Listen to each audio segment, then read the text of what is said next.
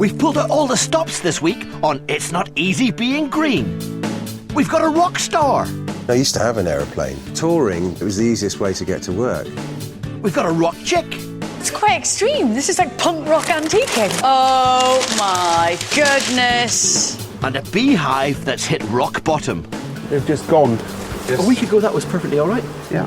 Bees are dying in their billions. Sounds like a job for Dick Strawbridge, Special Agent for bees.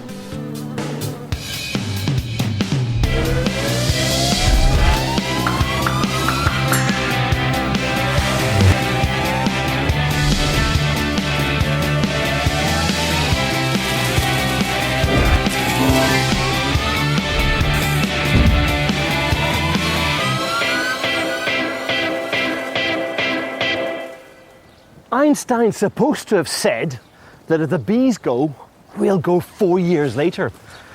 He was probably too busy actually doing algebra, but the fact is, he wasn't far away from the truth. I don't want to ruin your evening, but bees are rather important. They pollinate flowers and the crops we eat. And what's freaking us beekeepers out is that they're dying so fast they could disappear forever. Unless we do something about it. Last year I bought 2 hives and installed them in a clearing above Newhouse Farm. So when you're ready. Give him a hard shake. Give him what. They got a bit lonely, so my mate John brought his bees up for company. And today we've come to see how they're getting on. The hive is quite well Right now, these bees are in desperate need of our help.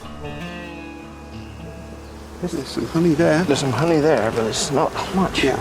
It's been so wet this year that we're actually having to feed the bees because there's been days on end where they just haven't, in fact there's been weeks on end where they haven't been able to get out and forage, isn't it? Yes. We're feeding them syrup and water, which is just basically like saving them flying to lots and lots, lots of flowers. Ah, look at that, that's better. But the weather isn't the only problem. Yeah.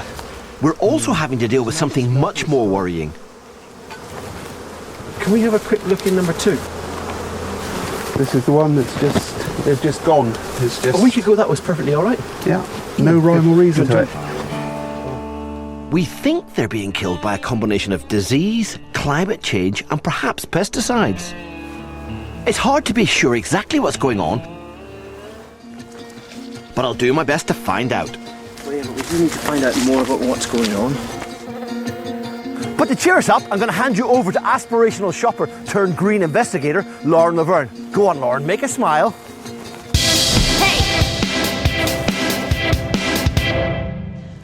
Antiques, green as grass. Think about it. Bits of furniture used over and over again. The ultimate in recycling.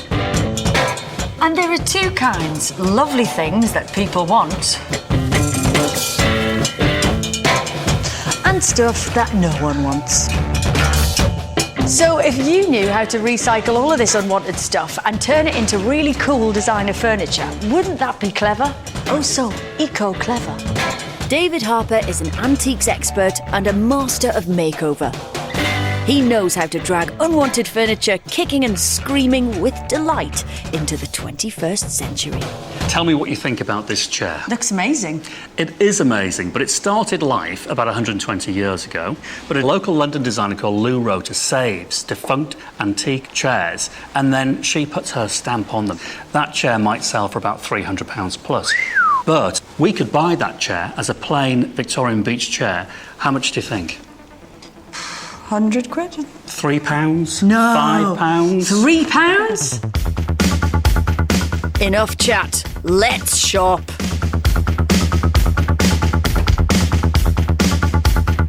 Take that, for example. A really good quality, circa 1880 Victorian oak chest of drawers with an estimate of about £60. Now, if you know it's Victorian, you know it's pretty good quality. Look at the drawers. You can just see there's a scribe mark there where the cabinet maker has actually made a measure and then cut the dovetail by hand to that mark. Now, to create that chest of drawers new, a couple of £1,000. easily. Over here, there's something that I spotted that I like. Please tell me that this is likeable and it's a good thing. Well, I like it. Oh, good. What is it that you like about it? Well, I just love the lines of this. Yeah. I think it's really beautiful. And it's a little miniature rocking chair, so it's cute as well. Yes, it's either for a lady or a child, I suppose. I would be interested to know what you could do with it. I kind of think it's so beautifully made, you wouldn't want to take it apart too much. Well, I don't have a big problem with that because it's not of huge value. If it was a Chippendale table, I'm not going to start chopping the thing up. But, you know, let's see what it's worth. Classic Bentwood rocking chair, £40 to £60. Oh, right, OK. Well, for that sort of money, if that's what you want to do, really why like this not? So you like these chairs, David. What is it about these that I should be noticing? Well, I like the style of them, first of all. They're kind of a Georgian style, but made in the Edwardian period, so about 1905, which makes them very cheap. Let me tell you what I'd like to do to them, if you allow me to do it. See these? I just think those legs are absolutely drop-dead gorgeous. They're beautiful, yeah. Yeah, to be really funky and really different, we could just get a hacksaw, chop the babies up, make them into anything that you like, and then with 4 really gorgeous legs, make a kind of a 3-foot by 2-foot stool with a nice wacky upholstered top on it. That's quite extreme. This is like punk rock antiquing.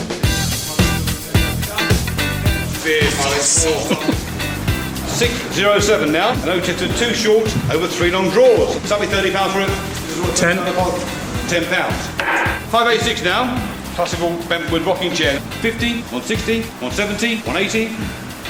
722 instead of 4 in a dining chair. 770, 5, 80, 85, 90. No, 85, 2. We've spent 330 quid, including commission. Careful. If you want to see Lauren's tatty old bits of furniture revamped, recovered and reused, then stay tuned.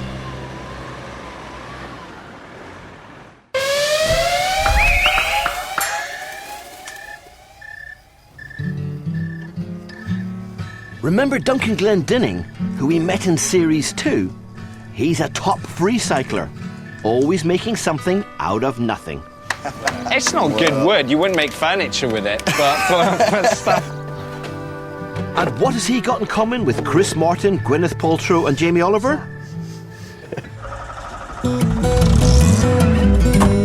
The answer is, he's about to become the proud owner of a clay oven. Right, James, here's my sort of Blue Peter moment. We've got this one, which is proper sort of... And this is a model earth oven, This is a model true to scale. What age were you when you made this? So this is what we're aiming for. So that's the idea. Clay ovens can cost around £1,000 in the shops, but we're going to build one from scratch with no money. So Duncan, why are we stealing all these bricks? Well, we need the bricks to basically have a look. We just need them to create like a base that we're going to build the clay oven onto. Yeah. You don't think that your sort of plan and appearing on television and stealing bricks might It's going to get me in trouble. Well, luckily, actually, I made the good decision of actually asking permission. This is not going to cost us anything today, because that was kind of the aim, is to try and do it on a zero sort of budget. And I think I'm not doing anything that anybody else can't do, just salvaging stuff that's destined for landfill. I reckon that's an oven's worth. Back at Duncan's flat, we're going to build an oven that's going to make next door's barbecue look really lame. Have you ever built an earth oven before? Do you actually know what you're doing? No, I don't. So you coming down today could turn into a complete disaster. Is there any particular reason why we've got our shoes off? Oh, toes. I hope you're taking notes at home. Duncan, where did you get this clay from? Actually, I was just sort of driving around and there was just a skip, because I like to sort of scavenge in skips. It's quite sad, I think. I do have like a few empty bags in the car all the time, like Really? old garden bags. Well, that's a good idea. There's this test apparently to do, and basically it's supposed to be able to sit off your hand and without sort of snapping. Right. So you can actually see we're pretty much there already. Yeah.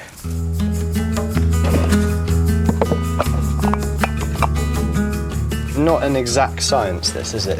No. It doesn't really have to be, I don't think. I'm guessing I think like... that's half the fun, really. This sandy dome will be the foundation for our clay oven. There you go, there's one. And the newspaper stops the sand sticking to the clay. Make sure always like 4 fingers sort of thickness. So can you cook other things other than bread and pizza in these? Yeah, that's the really, really cool thing with these ovens. Because think about the base, it's going to be so hot. You could roast peppers, you could cook... literally, I don't think there's any limits to what you could potentially cook in here. Yeah! Before the clay dries, we need to cut out the door wide enough for a pizza. It's now become an earth oven, look at it. Well, almost. Okay. Well, back to waiting, I guess. Yeah, let's go. Protected by Duncan's makeshift shelter, the clay will take 2 weeks to dry. Wow. What do you reckon? It looks all right. It's cracking quite a lot, which is quite worrying. This is very exciting and a little bit nerve-wracking at the same time. The oven takes a couple of hours to heat up. So, time to start creating our first eco-baked, homegrown Duncan Pizza special. Yeah! Woo! Oh, wow. How long's it been in there? Like 5 minutes? Yeah. Oh, wow. What do you reckon? No. Oh.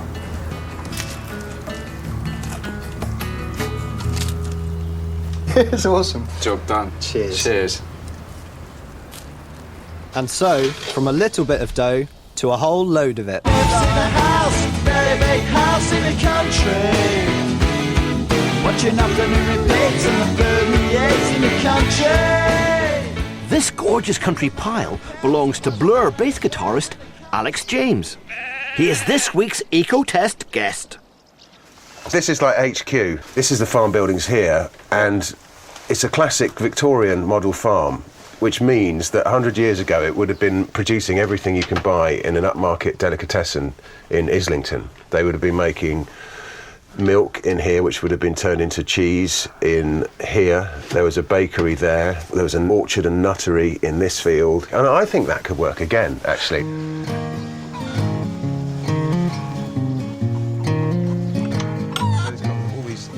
So tell me what are them buildings? Got chickens in there. How many chickens you have? Dog got one last week, so... The dog's not supposed to eat the chickens.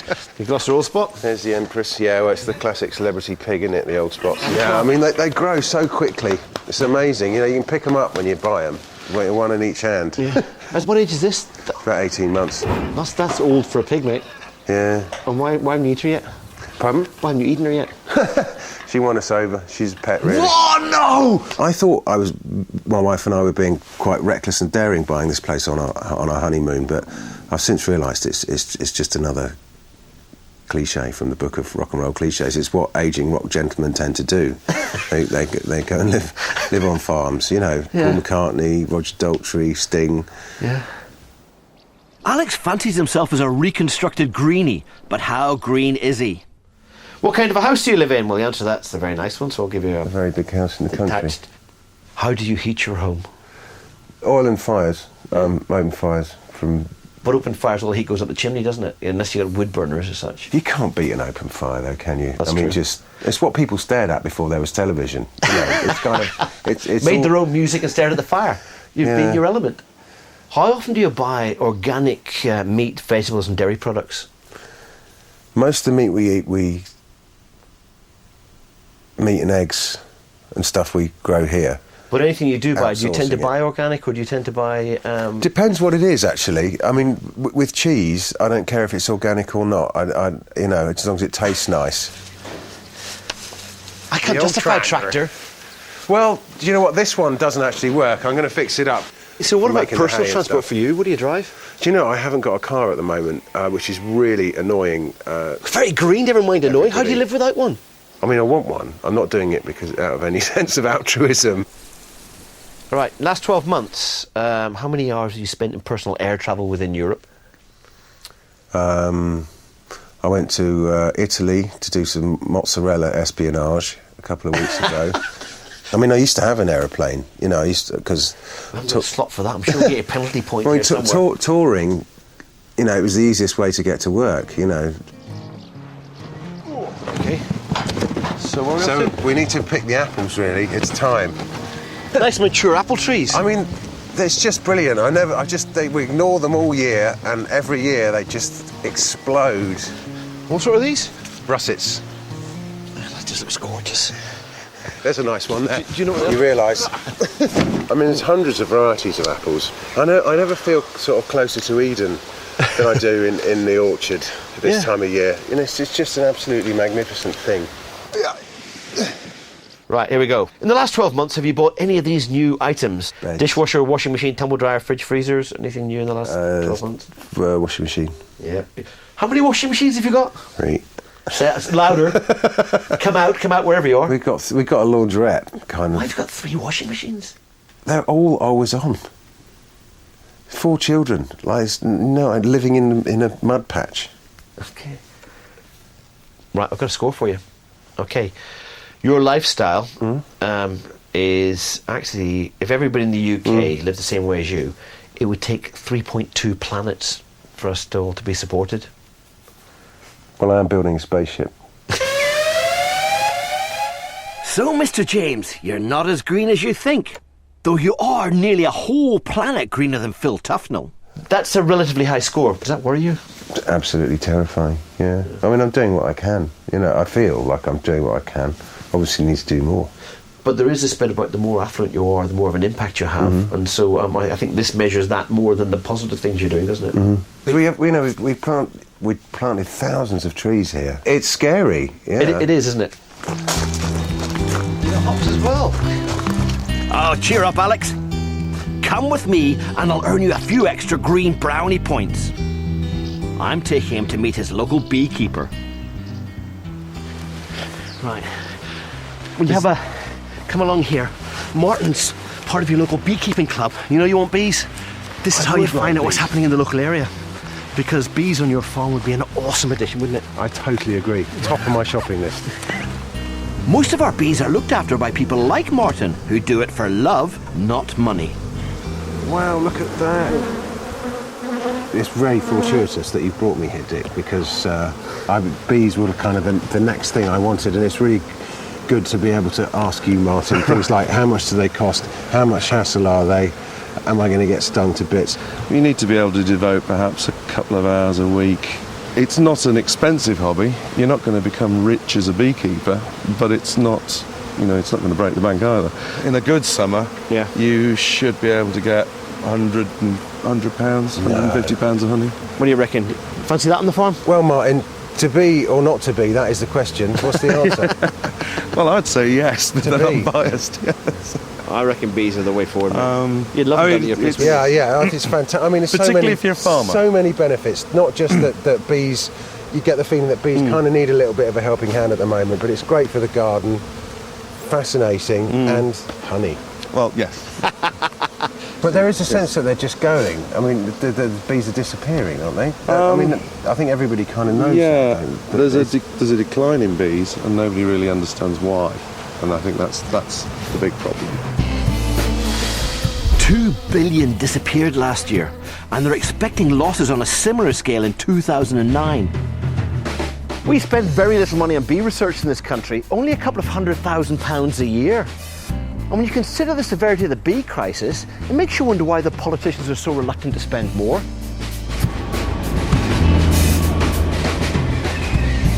They know exactly how serious it is. Listen to this government report. If nothing is done about it, the honeybee population could be wiped out in 10 years. Now that's scary. So I've come to meet Dr. Stephen Hunter, the government's bee czar. Are the government taking the bee crisis seriously, do you think? Yes, we are taking it very seriously. Because I'm right in thinking it's about 165 million a year productivity from bee pollination. Yes. But when we're talking about £200,000 of research, that seems like a bit of an imbalance. It would be very easy. No, it wouldn't be easy, but we could throw lots of money at this. But unless you have a properly structured programme of research, which is trying to address the problems, that wouldn't necessarily answer much of what we're looking for. We need to have a better understanding why colonies are being lost. Is it a disease problem? Is it a husbandry problem? But it's no good putting money until you've worked out what it is you need to look at. Yeah. What can you say to me? I'm a beekeeper. I've got friends who are beekeepers. You know, make me smile a bit here, Stephen, because from my perspective, it's a worry. And it's a worry we share. I'm not going to say to you today, here's another X 100,000, here's another X million on the table. What I can say is the department is committed to continuing expenditure in this area. We are committed to making sure we find out what the problems are. And so will our bees still be buzzing in 10 years' time? I think we will better understand what's going on with bees, and I think we'll have taken action to deal with that. So Dr. Hunter is optimistic and thinks the government will save the day. I do hope he's right.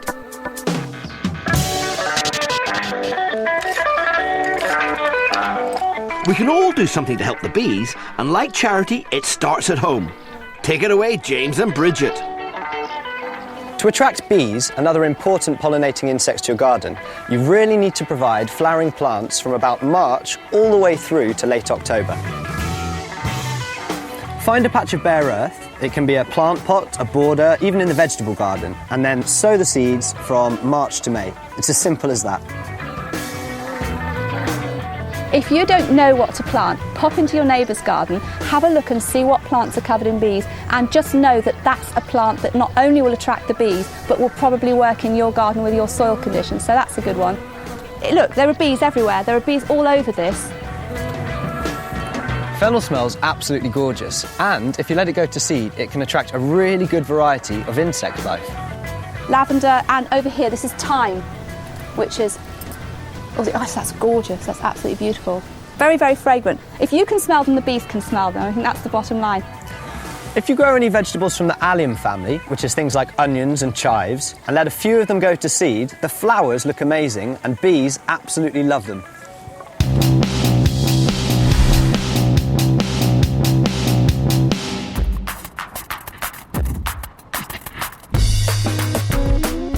In London, Chris Mead and Jay Hayter are still hard at work on their eco-renovation.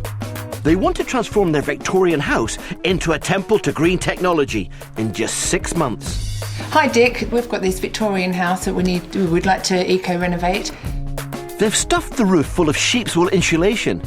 Not a bad start. This week, in true makeover style, we've sent Jay off for the day, while James and Bridget help Chris tackle the garden. It's like going into a secret garden, isn't it? Well, I don't know if we've reached the back of the garden. It just keeps going and going, and there's just Right. so many plants in here. Yeah. Are you seeing this as a vegetable garden, as a barbecue sitting out place, or as a wildlife clinic? Personally, it's going to be a huge vegetable plot, but the powers of B have split it. That's Jay and Jay's mother. Jay and Jay's mother have come up. They've spent a lot of time actually thinking what they're going to put in this garden. We'll use this. So here's the master plan. Okay. I think it'd be really good to get on with planting this vegetable area because I've seen so many, tomatoes, broad beans, all of this. Yeah. But they're going to go pot bound and you're going to miss it if we don't get them out really soon. Do you think we're going to get that far today, actually planting? Yeah, definitely. Really? I think it has to be a priority, really. Cause James can dig for England.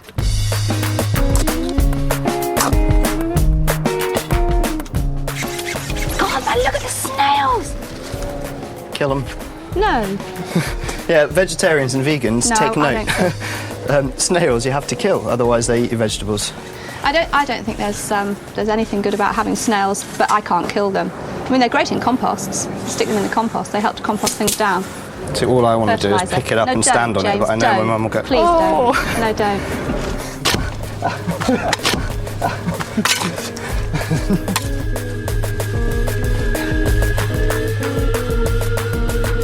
There's a pretty big potential problem with these railway sleepers, which is that they've got creosote on them, which is a treatment for all sorts of types of wood, but it can leak into the soil and possibly let those chemicals into your food. So if you're being an organic gardener, you'd say no to railway sleepers generally. But these ones, they're reused, they're reclaimed, so it's a matter of balance, and they're also going to just provide a really nice visual effect in the garden, which is part and parcel with, going green. You want to enjoy your lifestyle as well, so looking nice is a big part of it. James? Yeah? Should we bring some of the butternut squashes out, the little ones as well? I think that we should get everything out, personally. Everything? Do you think we've got too much? I think you've been very, very optimistic and sort of positive, but I think now you're going to have serious challenges seeing what you've got room for. We got sweet corn Yeah. as well. Butternut squashes. Oh, butternut squashes, oh Look my at gosh. that. I know, my first tomatoes. A proud moment. And these are acorns, aren't they? No, butternuts. Butternut squashes. So And I'm surprised how far apart you're going to plant these, because... I would have planted them a lot further. Really? They can be absolutely enormous. The vegetable patch needn't be restricted to boring old greens. I think lots of people actually make the mistake when they're growing vegetables of thinking that they need to sacrifice the flowers, but the flowers, if you choose the right flowers, they'll actually help the vegetables by bringing in all the beneficial insects. And Right, OK. So you can have a bit of both. OK, we'll try that.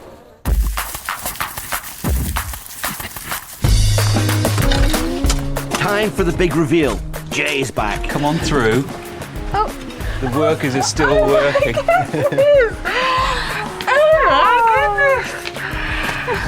Oh my god! We've got the sleepers and your plant! I know. Oh my god! It looks like a proper garden now, doesn't it?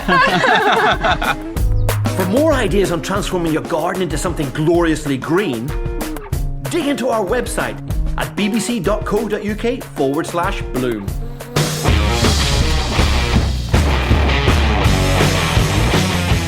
Lauren's antique furniture has arrived at the restorers. Let the recycling begin. She fancies bringing a bit of lace along the top there.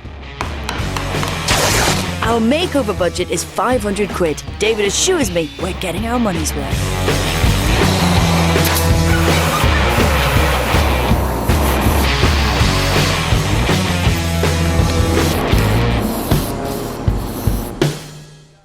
Look, Fergus!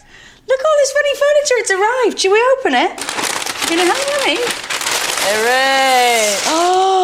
Oh my goodness! Whee! Hooray! And it's become a footstool and a love seat. Look, Ferg, a love seat. Wow, with those fabulous legs that he loved. Still intact, looking beautiful. Which one should we do next? Should we do this bargain one? This was £10 or something. Oh, no, I like that. For a tenner. Plus the tarting up charge. That's amazing. In total, Lauren spent £1,000. But she now has furniture worth twice that, apparently. I'm in the wrong business. I must be off my rocker.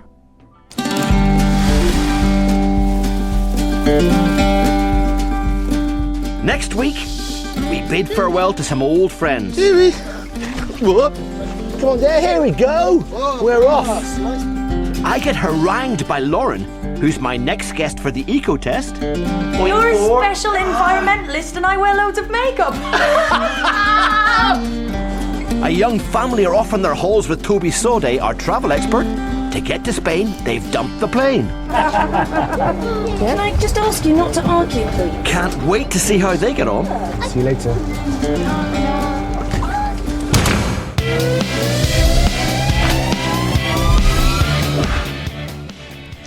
Evan Davis, your witty guide through the quagmire of our financial systems with a brand new series, The City Uncovered. It's BBC Two's City Season, tonight at 9. Next though, prepare to drool. It's MasterChef